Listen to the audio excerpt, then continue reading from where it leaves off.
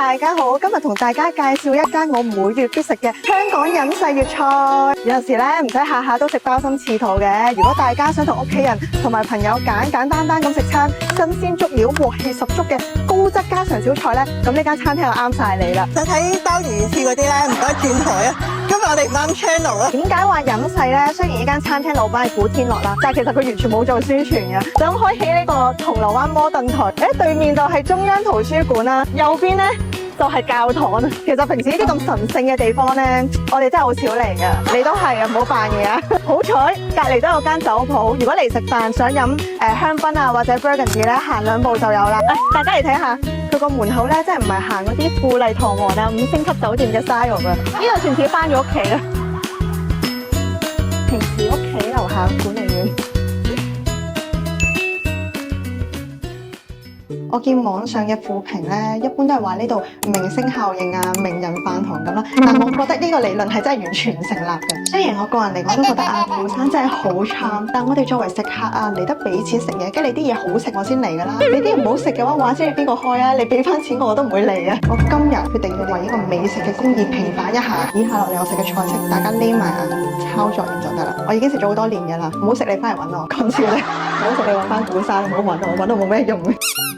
呢度開胃菜一定要嗌呢個黑蒜牛餅同埋燒雲腿。坊間咧有好多唔同嘅炸牛餅啊、煎牛餅啦，但普遍佢哋嘅做法咧都係將嗰啲蓮藕啊同埋肉碎啊剁埋整成一個好似肉餅啊、漢堡扒咁，然後走去煎佢噶嘛。但係呢度做嘅咧係真材實料，你望下牛餅真係有2塊蓮藕噶，中間真係有肉餅啊。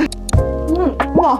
點解我嚇親咧？好大個黑蒜喺中間咯，撈埋啲發酵咗嘅黑蒜入去啊，所以咧鹹中帶啲酸味，有啲唔同層次嘅感覺。黑蒜牛餅咧最大嘅大忌就係佢煎完或者炸啦叫做，因為呢個都叫做炸得好乾身啦。最怕就係佢一咬落去入邊成口油，但係呢個咧你望到佢一咬完之後咧，唔該，攝影師哥哥 zoom 近啲，滴油喺裏邊都冇㗎，你睇下，完全係做到好乾身啊！喂，可以上面搽枇杷都得啊！哇，點解呢隻叫 BB 乳鴿咧？因為 BB 乳鴿一般都係15至18大啦，但係呢隻好明顯啊，大 B 嚟嘅，你睇下佢。如果你唔想一個人食咁大隻咧，你可以叫廚房幫你斬件嘅。但係講真一句，我真係最推薦嘅食法就係一人一隻，原隻上原隻食。因為你望下佢一撕開嘅時候咧，你睇啲肉汁，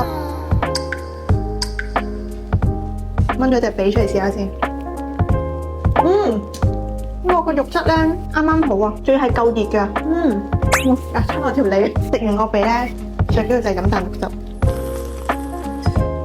如果呢個咧你切件咧真係嘥晒啊！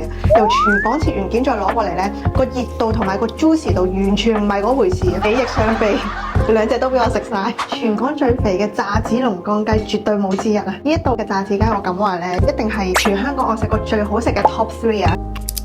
炸子雞個皮薯片咁脆，好滑啊，肉質咧好肥美啊！試過呢度有好多客人係因為見到骨嗰度咧有少少粉紅色啊血水咧，就驚係生雞，就即刻原隻取消。所以你知道今日我哋拍片咧，佢特登係做熟咗一格。如果你係唔驚見血，一定要嗌佢90半熟，就即係骨髓個位咧要有少少血水粉粉地，咁樣先係炸子雞最好味嘅狀態。坊間嘅酸菜魚一般都係啲酸辣辣啊，比較四川風味少，但係名廚嘅酸菜魚咧係粵菜界嘅真酸菜魚。湯底咧完全係用真正嘅魚去熬成嘅奶白色嘅，同埋佢上面再加埋啲酸菜啦，同埋糖灼斑片啊，上菜嘅時候先即場喺你面前去灼呢個斑片，所以你食落去就唔會覺得啊呢個魚啊老咗啊，同埋煮得太耐啦。一定要落呢個白胡椒粒，落勁多嗰一種。哇！飲酒飲到一半咧，飲呢個咧一流，仲要加埋啲薯粉喺下面。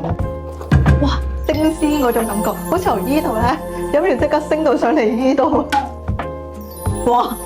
好爽！到最後要食菜嘅話咧，我最推薦芥蘭兩味煲。個菜式我覺得係喺名廚裏邊非常之有心思。你唔好以為佢真係簡單就咁一個芥蘭擺落去啫咁就完啦。係首先攞咗芥蘭最靚最嫩嘅嗰個部分，用 XO 醬喺個鍋底裏炒到得7成熟，你再將餘下個3成咧自己再炒熟佢，咁樣佢就唔會令到嗰個菜老咗啦。